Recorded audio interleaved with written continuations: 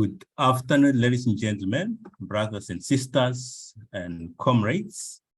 Welcome to this next edition of the Future of Work Policy Dialogue titled Emerging Forms of Workers' Power in the Digital Economy.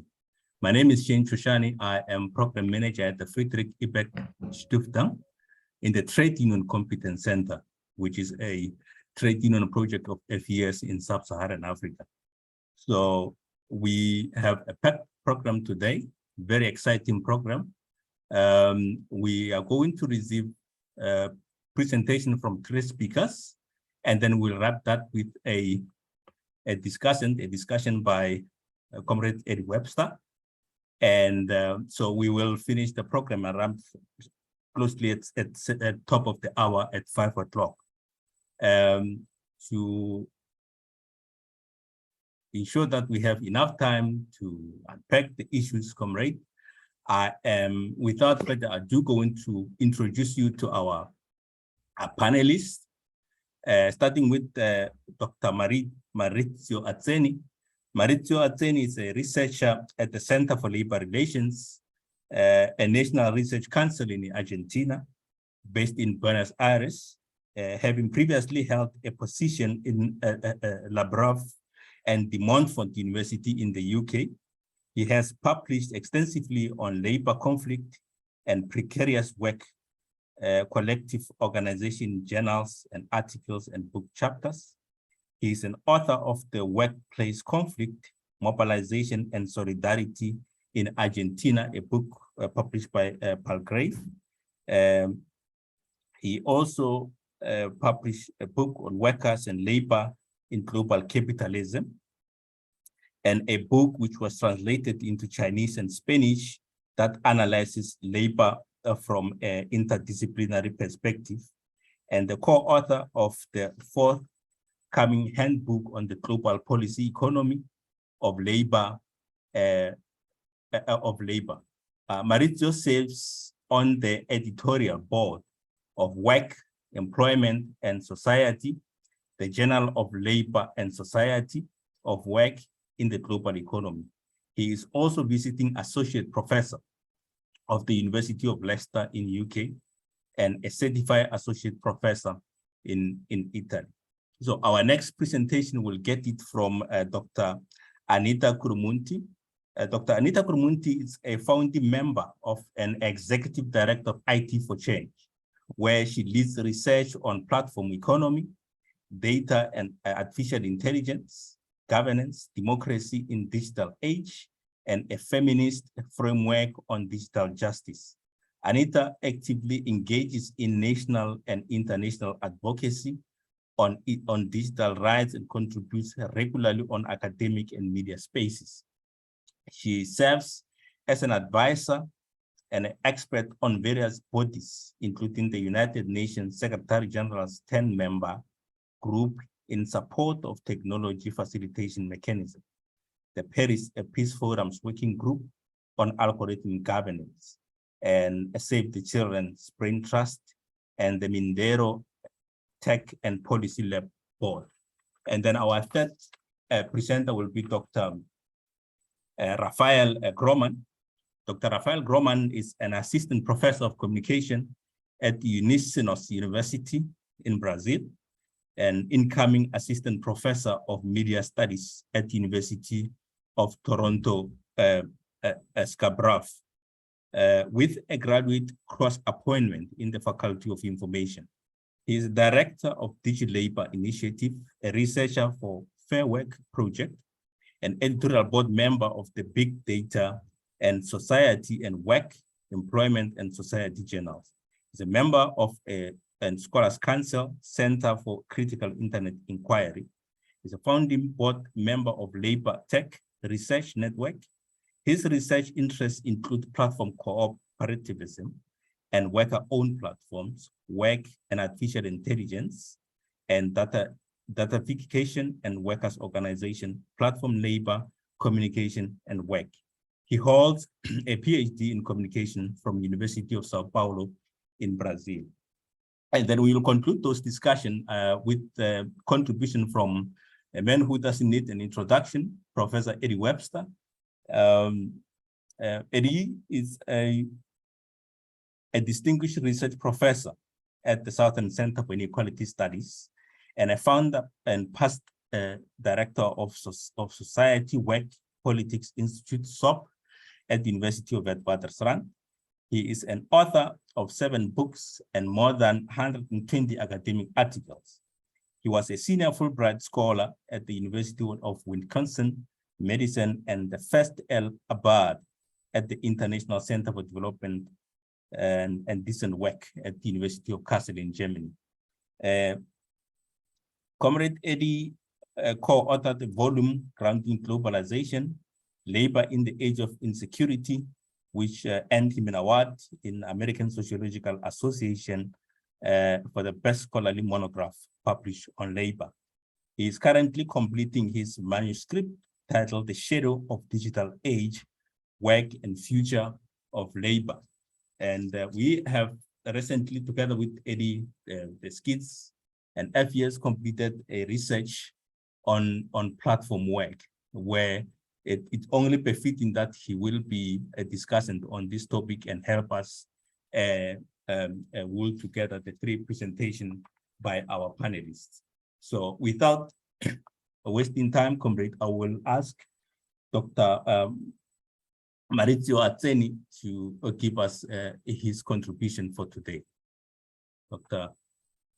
Atzeni. Yeah, thanks so much. Thanks for the invitation and organizing this very interesting dialogue.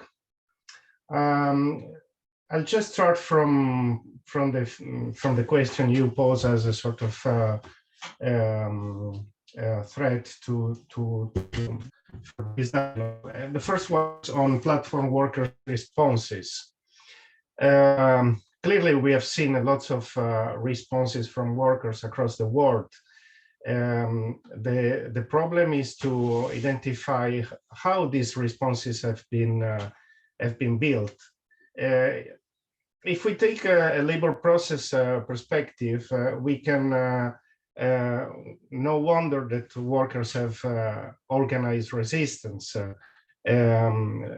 If in the labor process perspective, there is lots of emphasis in looking at how the labor process create conditions for solidarity and cooperation from workers, and it is there that we can find the first seeds of a more collective form of resistance. So by analyzing lots of the mobilization that have taken place for instance, in a delivery platform, in food delivery particularly, but also logistics truck driver platform, we see lots of these processes of building up from micro resistance into more solid form of collective action. And this micro resistance is the direct results of interaction of workers in their workplace, even if this workplace is a workplace that is built across cities, as in the case of food delivery, for instance. And using lots of the instruments that have been provided by the same platform. The platform put together workers in certain places in the cities, outside restaurant, for instance, but also create the condition for them to get in touch by using WhatsApp groups.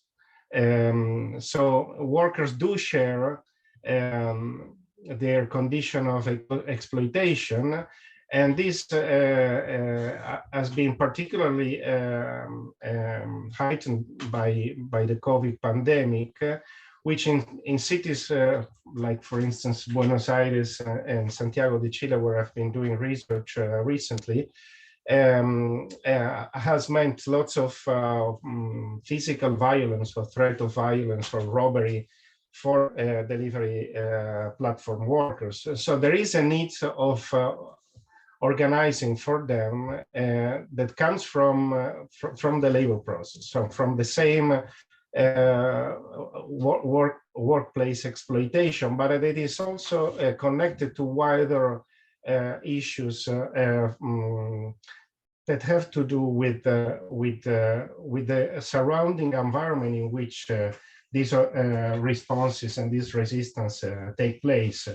Here, I think is important also to consider how differences between countries are established by a number of factors. And here we are opening, of course, a ground for further research. There is a need to understand more and better from comparing different countries, which have different industrial relations and labor regime, and different histories of workers' collective action and mobilization. So if we can say that there is a common ground in saying that there is always micro-resistance, then differences appear when we are considering the broader landscape of countries in which sometimes collective resistance is facilitated and other time in which it is not.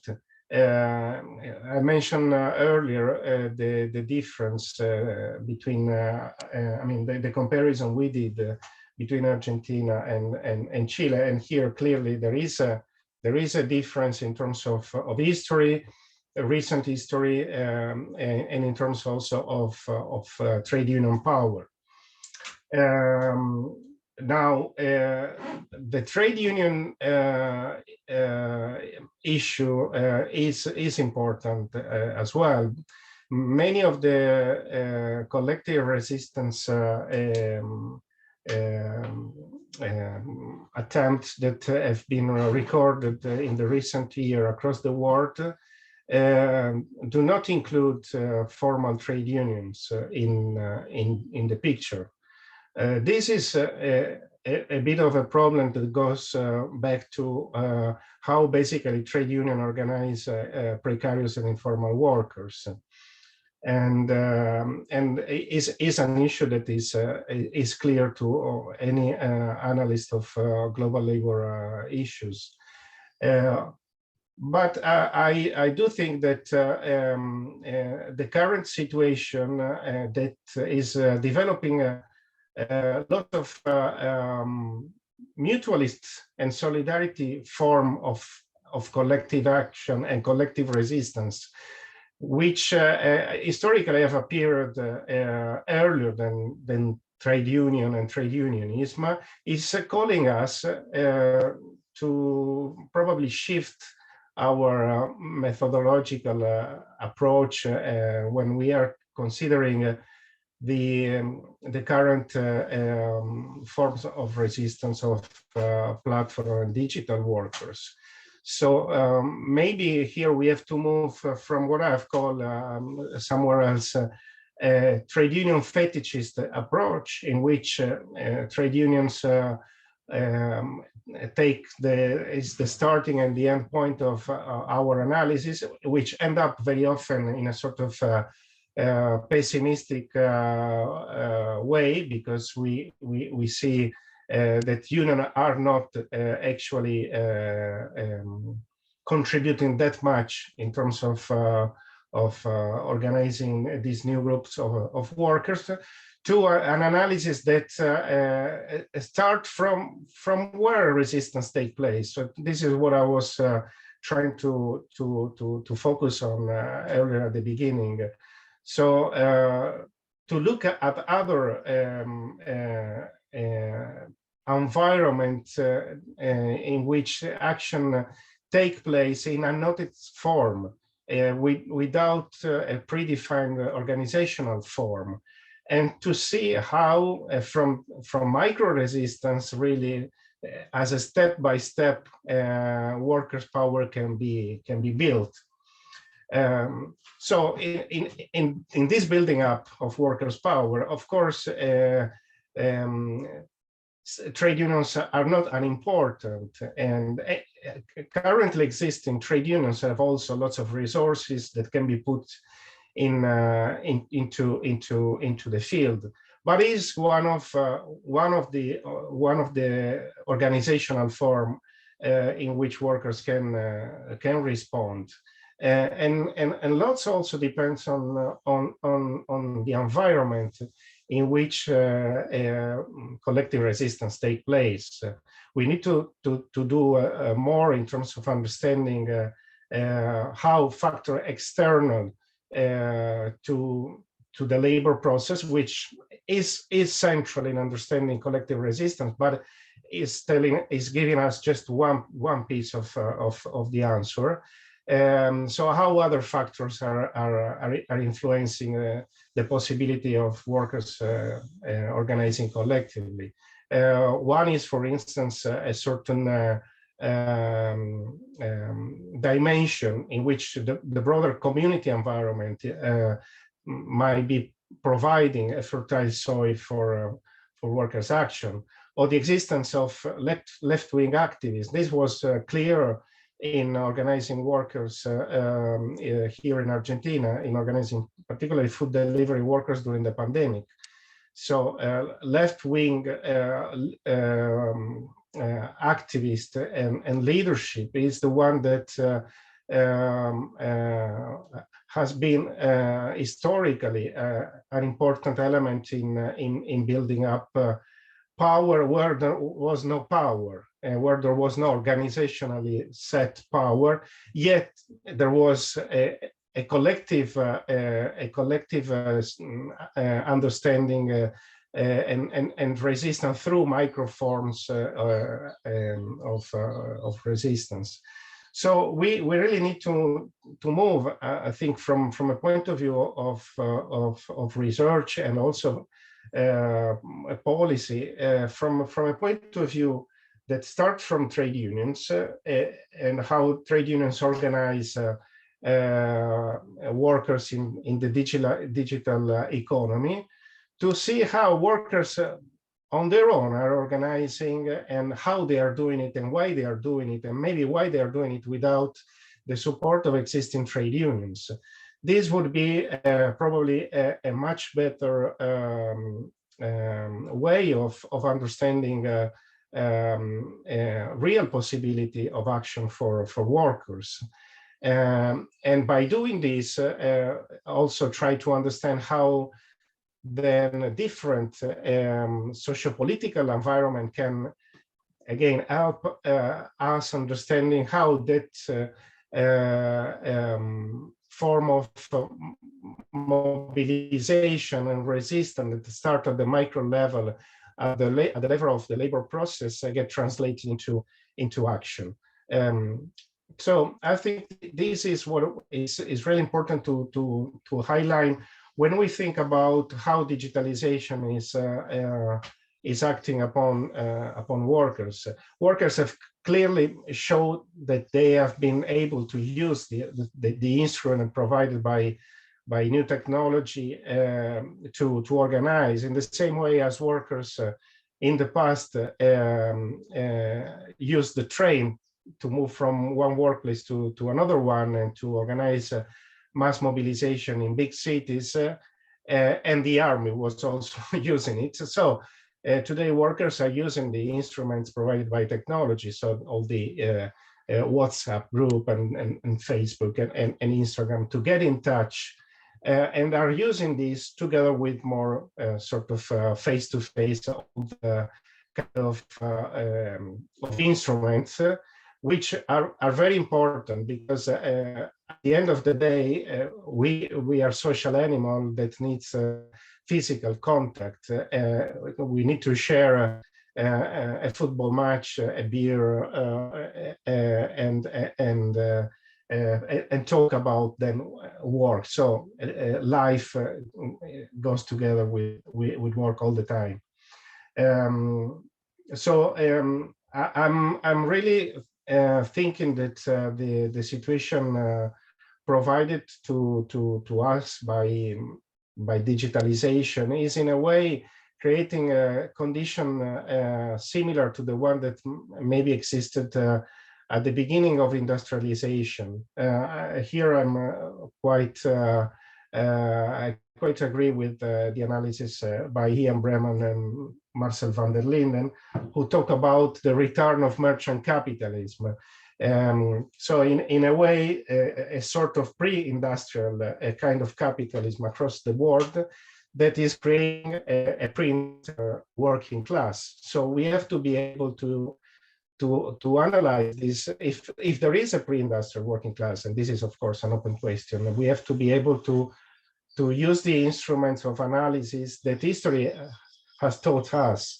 For instance, in terms of understanding that the road to trade unionism and trade union organization as we know it is a road that is built from scratch, in many cases of digital workers.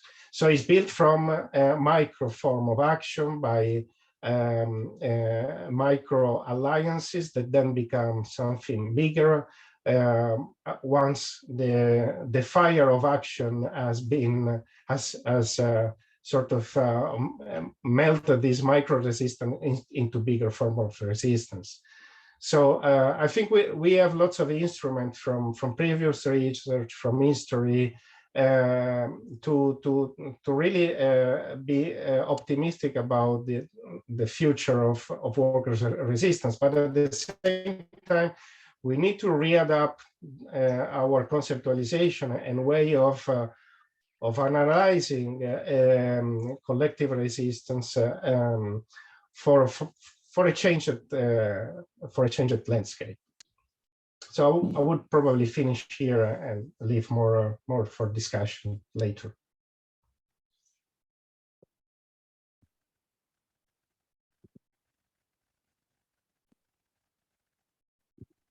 Technical.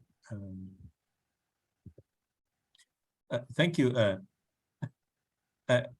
Maurizio. I hope you will still hang around for Q&A for the questions that the thought-provoking, the thought-provoking issues that you embrace in that presentation.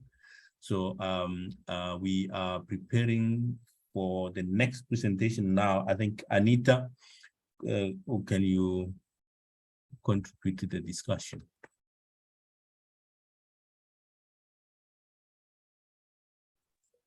Hi, I hope I'm audible. Loud and clear, thank you. Thank you, yes.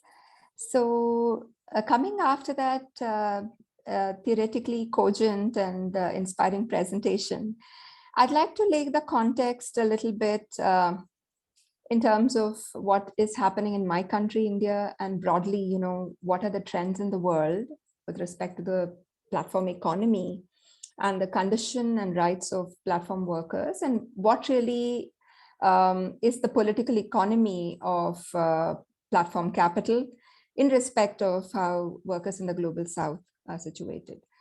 So just to start with, what all of this means, very practically from the empirical articulations of workers, the idea of the platform sits on top of a context of deep informality and precarity in many contexts of the global south. So when you actually have an opportunity to work with a digital labor platform, or in, let's say, broadly, the digital labor chain, the whole experience comes as a mixed bag. It's a story, for instance, where women workers in the informal economy in India who perform very menial tasks, finding some kind of promise of a new subjectivity. So in urban areas, women who may otherwise be working as domestic workers suddenly find platform work enabling them to differentiate themselves from other such workers, as integrated with formal financial systems, with periodic bank account payments, marginally perhaps better earnings, and importantly, to have a certain workplace identity. Now, these subject locations do not make for an over-optimistic story at all. but they do speak directly to the structural historical context of exploitative, feudal, casteist, and gender discriminatory labor markets in which platform models descend, and of course, a certain form of new social relationships get defined. So what the research that we at IT for Change have done suggests is that any remote promise of transformed conditions of work are indeed to be read as structurally embedded in the impunity of lead platform firms. Wages have gone down, commissions have gone up, and any flexibility seems to be flexibility by duress, a kind of overgeneralized and homogenized story of the great entrepreneurial shift that, for example, women workers may not even really want. So there is the celebration of the flexible work day that women entrepreneurs seem to want. And these are kind of research papers you often see out there, which don't really reflect a certain feminist understanding of what's happening in the economy with respect to gender relations. Our research also shows that in global value chains, like in Amazon Mechanical Turk, women workers work long hours in the night because work shows up only in American time. And for all of these women that we studied, this is often the primary livelihood source in the household because men have lost their jobs post-pandemic. And they tend to perform all the household labor during the during the morning hours when the responsibility of unpaid reproductive labor squarely falls on their shoulders. Now, all of this is not a static picture by any means, and we actually have seen a lot of agitation on the ground. In 2015, we actually saw delivery workers taking to the streets to protest unfair working conditions. More recently, we've actually seen even women workers take to the streets to protest against unfair algorithms. And of course, also the very, very little that they earn on account of rising fuel costs, which are not compensated in the case of ride hailing and other sectors. There are also, these odd instances where we are seeing cases go to the Supreme Court, and these are absolutely at the moment things that are in stalemate, and we really don't know where these will go with respect to just basic questions of classification and employment status. So that apart, I just wanted to come to how do we look at these things in terms of where do we go and where trade union movements are situated. One thing is that trade unions function still in sectoral ways, and many of the concerns of platform workers are horizontal, whether it's about employment status, social security, working conditions, data-related or algorithm-related incursions, etc. So that's one thing. And we also know that the very fact that they're all gigified means that unless they're protesting and coming together, except for strikes and in-person situations where they're actually able to build solidarity, it's extremely difficult for them to build a sense of collective identity. These are real challenges. So where do we go from here? I think the first thing is to really understand and continue to understand through empirical work, how unfair and predatory practices squeeze workers. And this needs to be continuously called out through ethnographic research by also using quantitative data and juxtapositioning this with our readings on the ground. We continue to understand, for instance, that Urban Company, for instance, one of these platforms which provides services in urban areas, has been compulsorily making their so-called partners, who are these women from, the informal sector, buy the products. For instance, if you're a masseur, then you have to compulsorily buy the products. And these things point to a way by which platform companies ascetize life in society, and this is getting increasingly clear. I also want to give you an example from Bangladesh, of how workers have been saying that payments come 10 days late, and that actually means that the entire amount is retained by the company, by a company like Uber, and they actually make interests out of the legitimate wages that need to be paid to workers. And all of this really points to a certain aggrandizement of platform companies.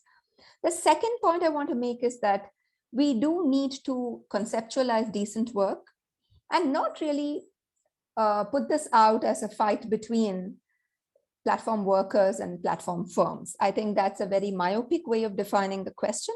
I think we need to really start shifting the lens towards a new social contract. And we have to really clearly say, where are the obligations? What are the roles? What should the state do? And leaving issues to courts and litigation, also means that the state is really not doing its role in keeping abreast of how it should redefine rights, redefine worker rights, and redefine human rights in the age of the digital and data. And this, I think, is a question of economic citizenship and is not really about pitting workers against companies. And I think that clarity is very important, which is why I think my colleague also spoke about Argentina. The recent telework law has some notable reflections. There is an articulation about how when you use remote control of employees, you have a duty as a company not to interfere with the employee's right to privacy. And of course, the law also requires that trade unions must be able to access the software and perform ad hoc joint audits with the management. So these are certain ways of thinking about the social contract. A similar example is also from the EU directive, which is a proposal to look at work and workers' rights in the platform age. And there is a lot of thinking in the EU directive about algorithmic management. And there is essentially a question of burden of proof on the platform company, and all employees will be treated by default as employees. And if the company would like to contest that, the burden of proof is on the company. So this means guaranteed rest time, paid holidays, minimum wage, safety and health protection, insurance, parental leave, pensions, etc. And the EU directive also says that the idea of human in the loop with algorithmic systems is over. We need to understand that humans are above the loop, right? We're above the machine in many ways. And I think that this is a very, very important understanding. Most importantly, I would like to also talk about the case that was put out by Aslam and Ferrer, James Ferrer in the very, very famous case of Uber, which was initially in the UK and then went to Amsterdam. And I'd like to quote what James Ferrer says so beautifully. He says, "What's clear to me is that using contracts as a means of worker control is dead. What's next is control through data and algorithms. And with misclassification, we are like a dysfunctional couple, we being workers and the machines, that can't talk about the relationship we are in. We've got to call a job, unfortunately, as an economic opportunity." So with the platform rhetoric is this over-celebratory rhetoric, and we've got to call recruitment onboarding. All of this is fashionable. It's really the semantics of the day. And so I think there are three things that this case did, and I think it would really augur very well for workers in different parts of the world, especially in the global south, to understand that the first is the right to access their own data and to put this data together and rebuild truth so that they can fight together. The second is the transparency of the algorithmic management, to demand that algorithms that are controlling workers should be transparent. And the third is any automated decision making should be explainable. So if you take a decision and I don't agree with the decision as a worker, then you have a burden to explain that to me. So I would like to conclude that this idea of data rights is now really catching the imagination of workers. And I think this is an important direction that we have to put our energies. And two really important things come to mind. The first is that in all this struggle, we really have to look at worker power, not just as a claim over data that is a defensive claim, right? So somebody aggresses on us, and then we really need to have rights. But we need to start thinking about worker data rights as something that is an economic citizenship issue. Why? Because there are two crucial things here. The global focus on regularizing platform-mediated work and taking it back to some kind of, aspirational origins in a sharing economy obfuscates the larger truth that platform-mediated work can never, ever be within a capitalist paradigm emancipatory. So data has to be claimed by the workers as a means of production so that under conditions of neoliberal globalization, deindustrialization, and casualization, workers are able to use data power to construct ideas of the local economy that's vibrant and flourishing.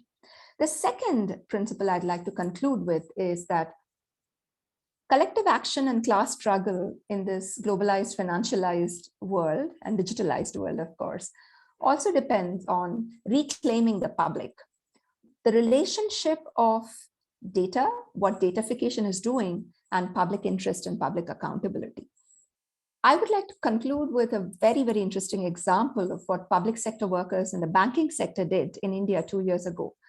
The State Bank of India is the largest public sector bank, and the unions decided that what was at stake when Amazon came in and said, look, the management of the digital payment system in your country should be done not just by the public sector. Digital payment systems, our transactions online using these payment interfaces should actually also be privatized. So the employees union of the State Bank of India stood up and said that these entities that will come in and allow the private sector to take up the protocols of payments is not on, because the whole idea of monetary policy is a very important public sector, public interest issue.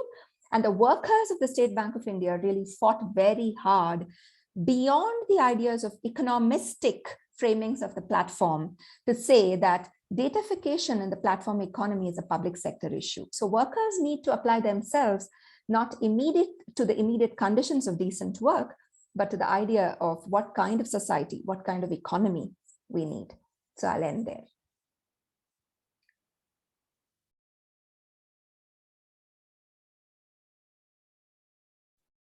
Hi, Shane. I think you're muted there.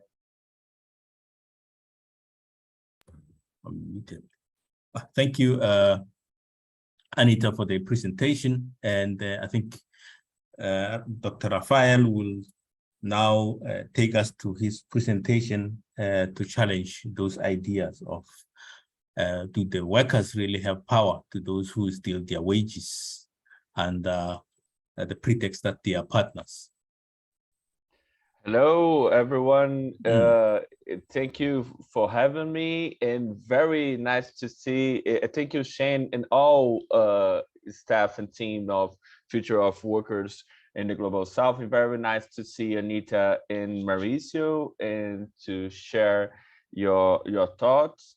I will share some talks regarding some of my research on platform worker, like a mix regarding to present a big picture regarding worker agency in the digital economy, and it's not inevitable the current state of platform economy and platform labor, and there is a strong role of politics and class struggles and worker organizing as a forms of building worker power in the digital economy.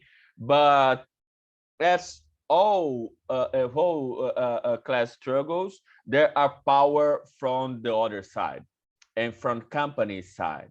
As Uber files showed in Guardian maybe 1 month ago, we are seeing new strategies, bringing old anti-union strategies from platform companies with new nuances, with a strong role around public policy sector, because platforms now are updating their discourse and updating Californian ideology, saying that they are not only innovative, disruptor, but also citizenship companies, and also concern about development, sustainable development objectives, and this can cause.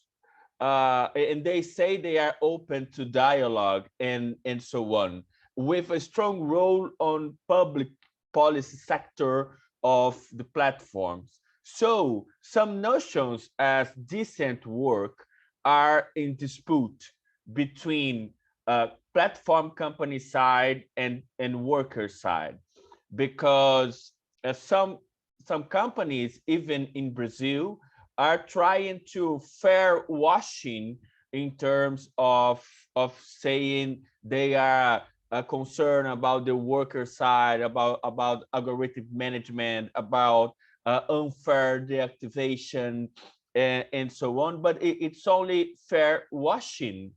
And in Brazil, a neoliberal think tank created lower principles of decent work in digital platforms to struggle against Fair Work Project, and to say this is the principles built by entrepreneurs and companies in Brazil and not from Oxford or other university. So to place the worker agency in our role as researchers, as universities, as research centers, is to put the role of power in the dispute, because the workers find ways in terms of worker agency, in terms of fissures and cracks. It's a difficult place, but there are room to build these things, like emerging solidarities in amidst with this complicated scenario around platform worker, and how platforms are shaping the public opinion regarding public policy sector, regarding funding researchers or surveilling critical researchers to them. In my own research, there are some examples regarding this aspect of emerging solidarities. The first example is my research on click farm workers, because we see in Brazil, and we launched some months ago with support of this project, 2 animated videos explaining how click farm platforms work in Brazil, and people who spending the day liking, commenting on social media, for social media platforms, and like influence for hire and disinformation for hire too. And the platforms pay 0.06 of dollars per task, like a deep web of micro work. And even in these platforms, the workers find a way to share tips, to share collectivities between them. Like Cheryl Soriano says about entrepreneurial solidarities, it's a contradictory role of solidarities here. But even in this complicated scenario, the workers could be built a strike, the first strike of click farm workers in Brazil, with the help of YouTube coaches saying entrepreneurial ideology. Even with this, and with the help of the YouTubers, the click farm workers could build the first strike of click farm workers in Brazil, rooted in the informal work in Latin America. And so recently, we have published in a New Media and Society journal an article called Platform Scams. And we say that scam is a feature in the platform economy, and we don't have to understand workers as scammers, but platforms. Platforms are really the scammers regarding platform labor, and workers even respond to these scams as fissures, as cracks, and trying to build tactics and strategies to circumvent the rules of algorithm management, and in trying to survive in the complicated market and in the global south. So this is the case of workers in Click Farm that also have a parallel market regarding fake accounts and bots, and workers reproducing some boundaries around piracy market and also illegality in Latin America. So it's a trying to survive. So this is an example from emerging solidarities regarding a Click Farm. On another research on platform co-ops, we are trying to move beyond the Eurocentric and so New York perspective of platform cooperativism towards worker-owned platforms, not trying to reproduce, as Marisol Sandoval says, like entrepreneurial activism, but trying to put towards prefigurative struggles around worker-owned platforms, push beyond the Eurocentric frameworks also on platform and co-ops, because we don't need to fall out in a techno solutionism, because tech won't save us and platform won't save us. But the center is the work organization and democratization on work relationships, and not only the platform, but technology has a role, even not exactly a central role. So we are trying to build an epistemic and also practical perspectives on worker-owned platforms in Latin America, beyond platform itself and beyond co-ops and other institutional designs as collective. And there are some interesting examples in Brazil as collectives of women riders in Brazil trying to build their own technologies.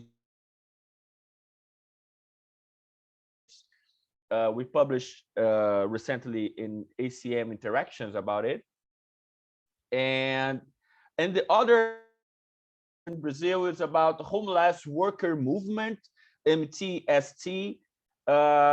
There's maybe the stronger urban social movement in Brazil, and they created a technology sector to building their own platform to connect activist people need works of designer or painter, or like a freelance platforms built and managed by workers in a broader strong social movement in Brazil.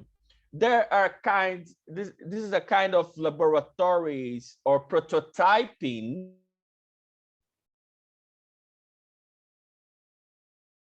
work organization, and trying to show some connections between work organizing and also building worker-owned platform. My final example is regarding an article I wrote with Jamie Woodcock and Mateus Mendonça on the role of communication in delivery platform work organizing in the UK and in Brazil, and Brazilian workers in the UK and Brazilian workers in Brazil. And this is an interesting example because sometimes communication is also translated as only a technical thing or only a tool, but communication is in the roots of worker process and worker organizing historically. And now with platformization context, we have a strong role of digital infrastructures for organization.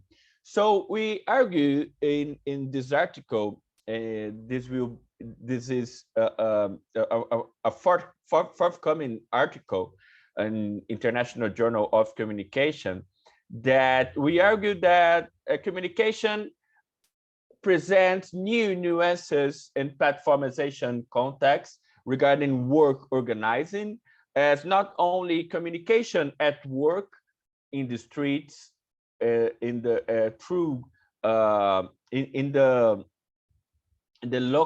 workplaces, but also the role of communication through social media as the first step of organizing. And in Brazil and for Brazilian workers, the strong role of WhatsApp and some private social media platforms to do the first step for organizing and towards communication in struggle as a perspective also beyond social media platforms. So we have digital infrastructures for organization, trying to put communication as a first step for organizing, and the contradictory role of WhatsApp and Telegram to organize platform workers, but also as an example for emerging solidarities and sharing communities too. We use these major big tech social media platforms for organization. In Brazil, the minimum platforms, there are at least 50 Instagram accounts regarding delivery workers. And now our challenge and organizational challenge is not repeat the last decade, because digital activism, the answer is not on technology, but on organizing. So with these three examples, I'm trying to build a big picture, not only on delivery platform organizing, but also in delivery platform organizing regarding trying to build emergent collectivities and prefigurative struggles. And we need to articulate these different worker struggles and towards circulation of platform worker struggles. Thank you so much. Thank you, Rafael, for more especially the perspective on communications, how the platform workers can use communications to organize themselves. So what we have seen is that it's actually companies that really have more power on appealing to customers about the sector, while they are actually abusing workers. We have seen here, for example, in South Africa, where they run adverts about the projects that they offer. It is and able to counter what workers actually accuse these companies of doing. So Professor Webster, so it is clear that the platform work has actually increased precariousness in society. Dr. Atzeni has said it has took us to pre-industrial a sector, so which means the new form of workers, the new form of unionism must actually emerge to ensure that there is a fairness in society. So how do we tackle these issues? How do we make sense of all this, the research that has been done, and by Dr. Anita, the fact that these companies are taking money from workers and then making interest out of it without workers actually being able to use that money. Our governments protecting our data and those kind of issues that I imagine. These platform workers have that capacity of the unions of the past to change the current situation.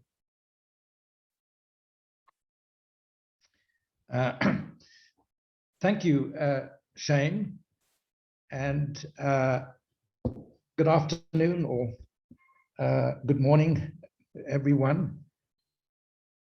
Thank you, Anita, Maurizio, and Rafael for these wonderful, informative, and innovative presentations on your research. I think the rise of platform labor has led to an explosion of interest in this new world of work. More recently, a great deal of interest in the emerging forms of worker power in the digital economy. I think we need to maybe begin with a step back before I comment on the three presentations. What you've presented to us, the forms of organization and power that are being exercised by digital labor, is a challenge to the conventional view that platform labor is unorganizable. And the advent of online platforms for mediating paid work saw widespread predictions that worker resistance was impossible in a digitalized world. And there were three main reasons given why platform labor is unorganizable. The first is the geographical spread, dispersion of workers, isolated and individualized. This would lead to fragmentation of the traditional notion of worker collectivity. The second is that by classifying platform workers as self-employed, or in our law as independent contractors, that they lost the kind of long-standing rights that Anita was mentioning through this misclassification of them, and therefore reducing their power as workers by classifying them as independent contractors. A third reason why people felt that they were unorganizable is that the technology of the platform, and I think it was interesting that Rafael picked up that point in particular, the technology of the platform, algorithmic management, particular, but gamification, as we call it, would subdue workers' capacity to challenge capital. So I think that's the context of, or put it differently, the importance of these three presentations, that despite these predictions, that platforms would render worker organization impossible, platform worker protests have made and have been demonstrated to take place worldwide, a global phenomenon. So I think the question then that we are addressing here in this discussion is what form does that protest take? And I think the main point I'm drawing from the three presentations is that the protests do not fit easily into traditional industrial relations or traditional trade unions. We're not seeing collective bargaining partly because we're dealing with informal work, and unionization is low. I'm now putting it in a global context. And because they are, in Europe, platform workers are being organized into traditional unions. And of course, you've seen the emergence of these unions across Europe, small unions, grassroots based. But here I'd like to just push the perspective to the global south. I think what is emerging here, and I think this is where Maurizio's presentation was crucial, that what we're seeing here is self-organization, workers organizing themselves, but not into traditional trade unions, as he correctly points out. There's a need to break, he's arguing, with the one-sided focus on traditional trade unions, or what he called fetishism of traditional trade unions. And what we're seeing here is ad hoc groups, maybe, drawn together. I call it hybrid forms of organization, because what we've seen in our research here is that they're a mixture of associations, sometimes what we call a stokvel, where there's a kind of rotating credit, but it's self-organized from below, if you like. And I think just to develop that further, I think the importance I thought of Maurizio's argument is that it's not the form of organization that we're then seeing emerge is not predefined. It's, I would say we're in an experimentation phase of organization, and that it's, as he correctly pointed out, it's also a kind of opportunity, because the technology links people together. In that sense, it's a double-edged sword, and allows for new forms of organization, maybe quite informal WhatsApp groups, what we found here in Johannesburg, self-organized. The one point, Maurizio, I would suggest is that maybe it's not a question of maybe one should frame it as worker organization, different forms of worker organization, of which, as you correctly point out, trade union is the kind of starting point, which takes me to Anita's wonderful presentation. What I liked is that you began to sort of locate us in the global south, in your case in India, and you mentioned the long hours and the time. I mean, we did a study of Amazon workers here in Johannesburg, and you know, they likewise, we were 8 hours, 6 hours behind the US, and so people are working at long hours at night. And but I think the main point that I thought you put out very nicely is the question of identity.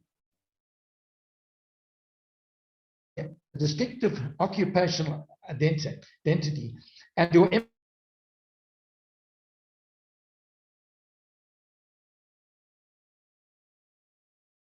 is, what about capital's power?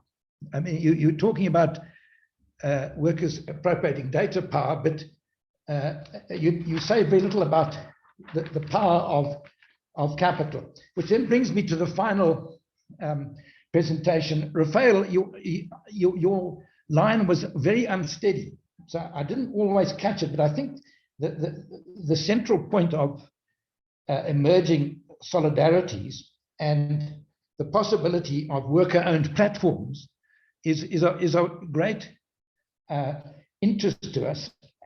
We have not seen, we've seen that in Uganda, particularly where workers have developed their own app and formed associations. But the problem here, it's similar to the problem which I raised with regard to Anita's presentation, and that is the power of capital. We found that the power of Uber and other companies makes them very fragile. And so I suppose the question here, Rafael, is, how sustainable are these worker-controlled organizations? I look forward to your responses, and thank you again for the wonderful presentations. Thank you, Prof. And I think we are now on the item of questions and answers. If any of our audience want to ask a question, I think it's now the time to do so. And I see Ruth has actually put a question for Rafael. And I think, Ruth, can you come and probably just present your question so that it can be comprehended by Rafael? Thanks, Shane. I guess I'll jump in. On these webinars, we don't always take messages from the audience, but we'll improvise. Let me find. I think Rafael, your presentation was fascinating, and I guess what I wanted, it would be great for you to discuss a little bit more, is based on your research how powerful these emerging forms of worker organization, such as the cooperatives, the worker-run cooperatives, are, in terms of the extent of their membership, their power to actually change conditions in the industry, a highly competitive industry, and to shape, the broader sort of labor processes. And then, has there been any kind of attempted alliance between these emerging worker cooperatives and the trade union movement that you've seen? Thank you. Great. Can I answer now, Edward and Shane? Yeah, you can answer now, Rafael. Great. Thank you for your amazing question, Ruth. Realistically, I don't see the worker-owned platforms now as powerful because we cannot romanticize or idealistically see these platform co-ops as like, okay, this is the way or the only way, because there are many difficulties on this way. Callum Kent say about this on his book, Writing for Deliveroo, and others about the risks and the limits regarding platform co-ops in terms of network effects, in terms of lobby from platform companies. We are seeing some big platform companies trying to build fake co-ops to struggle against worker-owned co-ops. As Edward say, there is strong capital power too. We don't have to forget this. But despite all these things, I see a potential power in terms of worker-owned platforms, in terms of translate scale to inter-cooperation or cooperation among co-ops.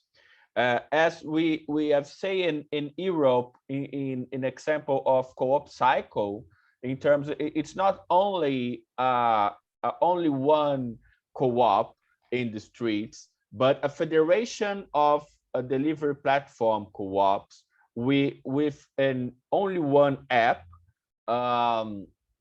and trying to articulate these struggles. So now co-op cycle is coming to Latin America with a strong challenge. This app was not designed for Latin American streets, but for Paris or Berlin streets, and it's very different in terms of streets and urban spaces in the global south. So the people in Argentina, and I'm going to there tomorrow to see in person these things, they are trying to re-territorialize co-op cycle in Latin America to build like design justice issues and trying to find ways to articulate other workers organized. And in Brazil, the most famous and more powerful worker trade union here, Workers' Central Union, CEIL, is taking attention to these things, and I really think that public policies have a strong role too. In Barcelona, there's an interesting example that is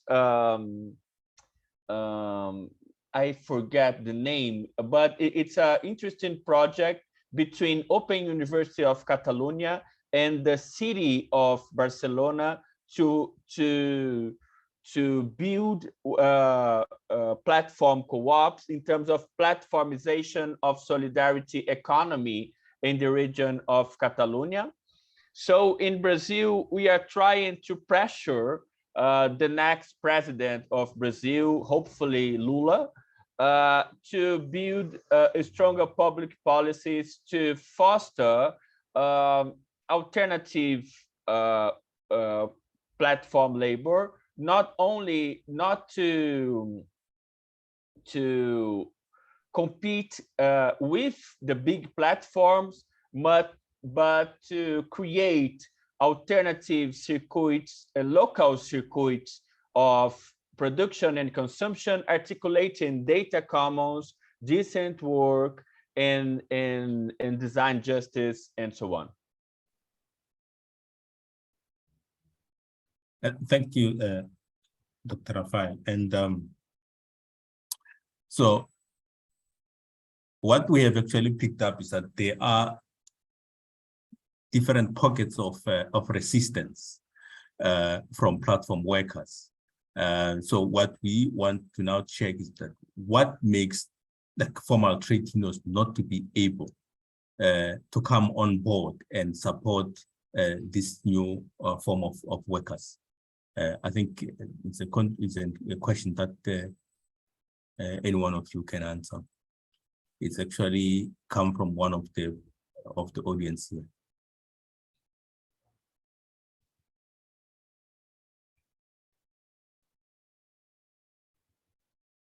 Professor Aire, is that the platform workers are trying to wage a campaign against the injustice that these platform companies are actually bringing to them. But you find that the formal unions actually are missing in action. What is it that actually is missing that the formal union can actually see in this form of work? Maurizio.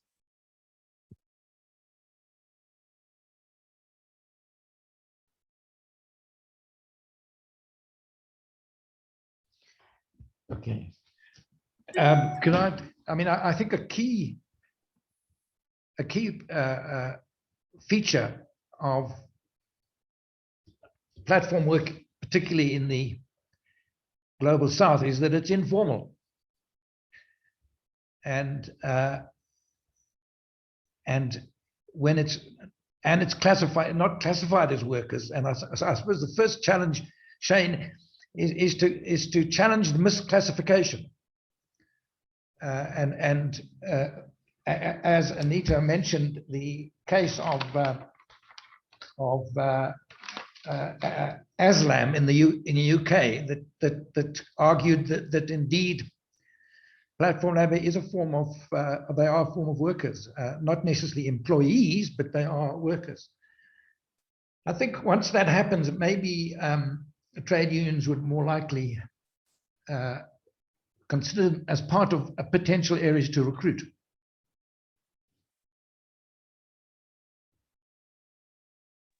I'd like to just jump in here, if that's okay. Okay. Yep. Thank you. I also wanted to say that, Anita here, and I just wanted to say that the pandemic has proven more than eminently that the idea of the digital labor platform is not a kind of a peculiar or unique phenomenon, but in an economy that is digitalizing, and when data flows across borders, what you're actually seeing is that the transactions within capitalism are increasingly having a share in the digital. So what this actually means is the economy is digitalizing, and the long and short of that is that even for things like edtech, for instance, education going online, we now find suddenly the need to problematize what you do about teachers' rights. Especially in the public sector, what do you actually do about exceptional degrees of surveillance, exceptional degrees of harassment, etc. You see that health workers are now having to wear wearables, right? So the last mile workers, usually highly feminized occupations, drudgery, these workers have to, sanitation workers, solid waste management workers in urban areas in the global south have to compulsorily wear these things, right? Now, what this actually means is that we're not looking at laboring as a contract between a platform and a worker, which requires to be removed from ideas of misrecognition, derecognition, misclassification into the realm of clear identity, worker identity. We're also seeing that digitalization is now completely unsettling given notions of what is the workplace. So I think that unions really are having to turn their heads around these issues. And I can clearly see the churn, in the ways in which rights are being articulated, social security is being articulated, the way contestations arise among worker unions and traditional central worker unions that are recognized, for instance, by the ILO in India, and the others which don't have that kind of recognition, right? So I think unless we have some kind of magic in the immediate future, we really see that worker power in a broad sense of democratization that Rafael so beautifully spoke about, that is really enormously at stake. And I think consumers and citizens have a very, very big role to play in this. Thank you, Anita. I think you also mentioned that data as a means of production now has been utilized, more especially by platform companies. But the platform workers themselves are not necessarily aware of the ramification and the danger in which this information is being utilized. I think the customers as well. I think that information is being shared extensively by these companies, traded. How do we then as society ensure that we protect ourselves from that kind of an exploitation? I think both workers and customers alike. Would you like me to comment? Yeah, on I'd like you to comment okay. on that. Thank you. I will keep it brief. I just wanted to say that Edward's beautiful provocation of, what is the power of capital in a certain sense. I think as capitalism in a broad sense, if you understand platform capitalism as a paradigm, we're actually seeing that big data becomes very key to your stock, right? The way your balance sheet reflects your assets and liabilities. Of course, the fact that there is obfuscation and companies don't show data as an asset is really a problem to be called out. And I think that is the state of big tech regulation that I also saw in the chat that Ashraf had actually pointed out. The problem is that the behemoths really don't declare their latest wealth, which is data. When data becomes wealth, and as you point out rightly, Shane, the whole idea that data is flowing from the global south to the north, and a study that we did, which I will plug into the chat on Femtech, which is menstrual apps, clearly shows that if you are a menstruating female subject in the European Union, the GDPR will protect you, at least a little bit, I mean, technically. But if you are a woman using a menstrual app that is a European menstrual app, then God save you, because all your data is being sent to European pharma labs for modeling, right? All these AI labs of big pharma. So in a certain sense, I think that we really need to somehow understand platform capitalism as kind of reconfiguring this relationship in society, just not between workers and, what may be production and exchange, but, really as a societal phenomenon of planetary colonial capture is, I think, very important. It's not new to capitalism. Dispossession has always been a very central idea. But I think the new ways in which this dispossession is happening, fintech. In my country, one of the leading ride-hailing companies has said that its next project is to use the driver's data to enable them in such a goody way to be connected to loans through fintech apps that it's going to ride on, build on top of its own ride-hailing platforms. In the traditional economy, this would be called vertical integration, and there would be laws against it, right? So if you're in the business of transportation, why are you getting into the business of finance, right, and loans? But we don't have appropriate regulation. So there is this crisis that we need to grapple with beyond just laboring as an activity, but to situate such laboring in the context of the economic transformation. Thank you. Thank you. Thank you, Anita. I think we still have a couple of minutes left, and I think there are 2 hands from our audience, and I want to take them both, I think, in succession, starting with ladies and then Mutaka. Ladies, you can contribute to our discussion. Thank you very much for the presentations. I'm happy to be on this platform. I've learned a lot, which I would like the recording to be sent to us so that we can also listen to the presentations. As you know, the formal sector is going down nowadays, and the informal is growing up. At least 89% of informal are covering the whole country, leaving 11% of formal sector.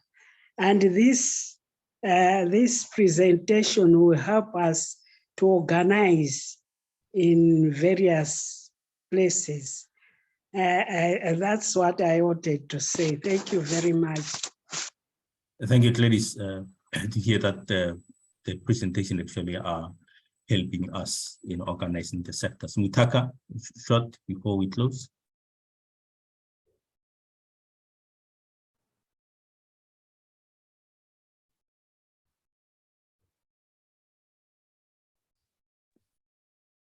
Okay, so I think what I will do now, I think, and in the parting shot, starting, I think, again with the sequence of the presentation, Dr. Maurizio, if you have any parting shot given the presentation and the discussion.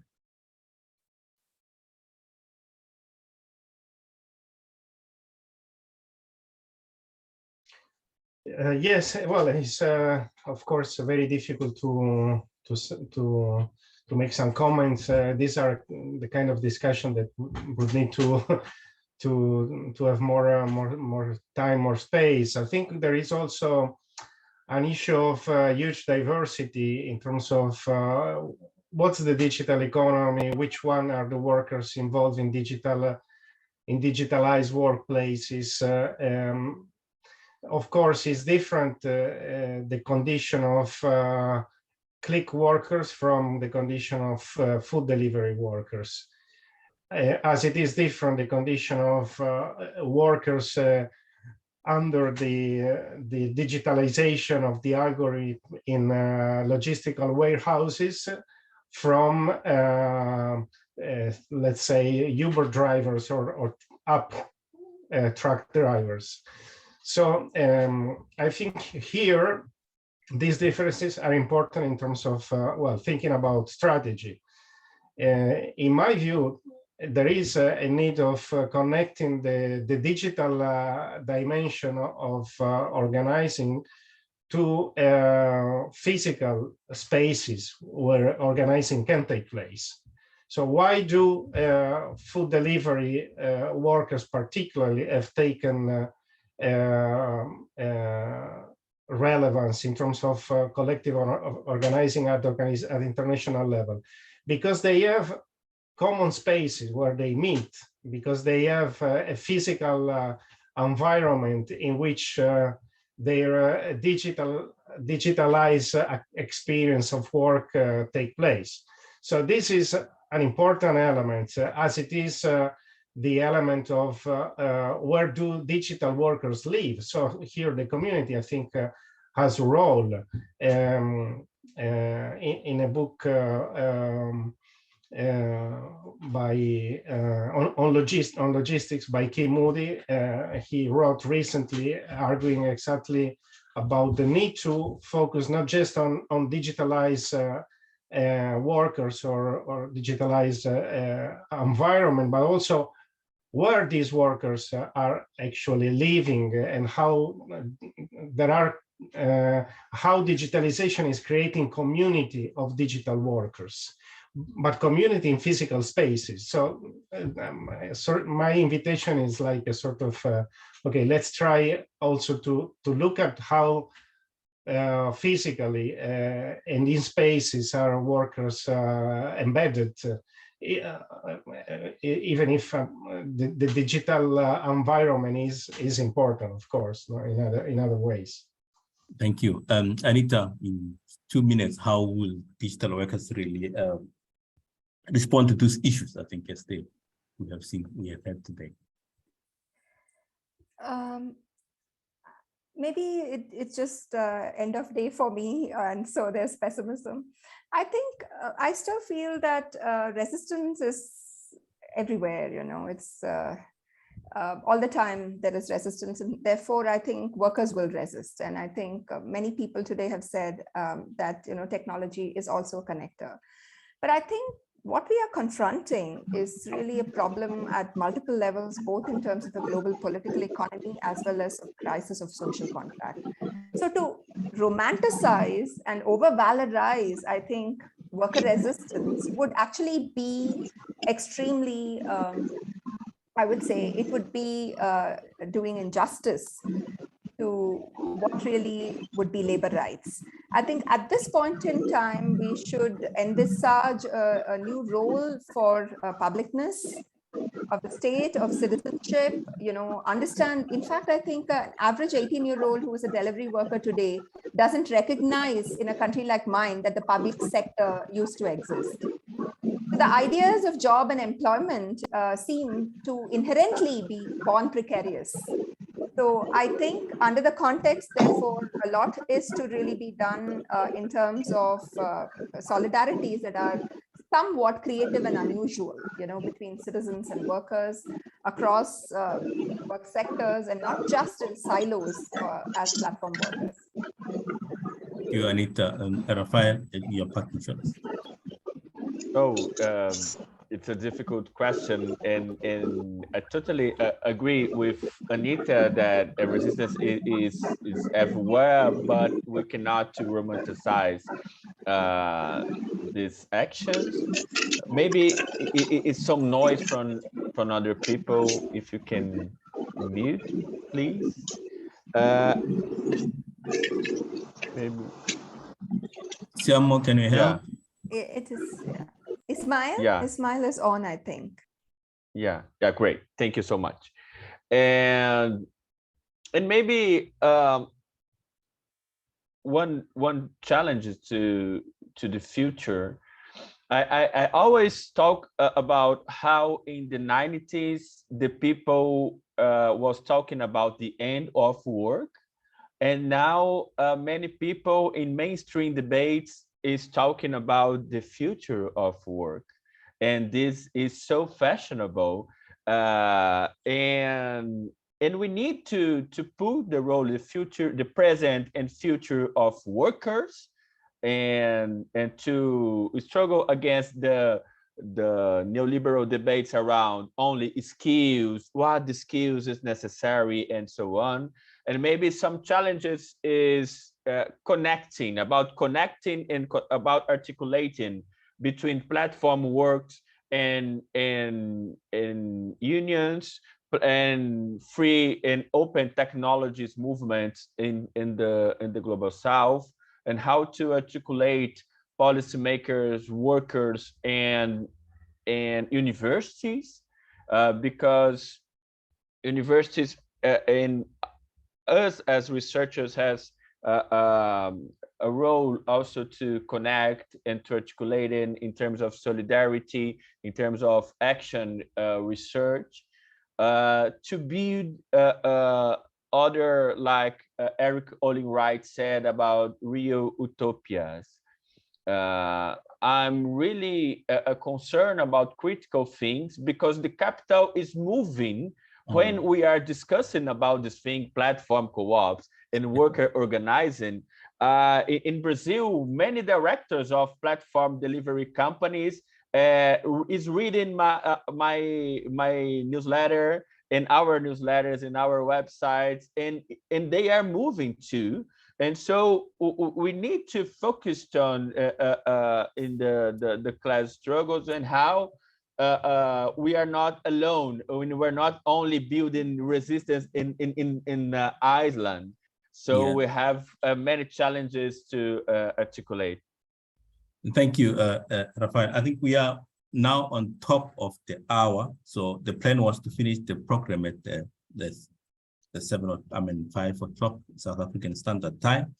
And then I think I will take this opportunity now just to thank you, those who were able to tune in on behalf of the team of the dialogue series, my colleagues at FES, Uta, Catherine, Macero, Zanele, and the rest of the team, Ruth, Kitso, Hannah, Ntabi, Tiamo, for putting all this together, for making this to happen today. So we don't have time. It has been a very wonderful program with good presentation. So thank you very much. Bye. Bye-bye. Thanks Bye. a lot. So this is the room. Sipati.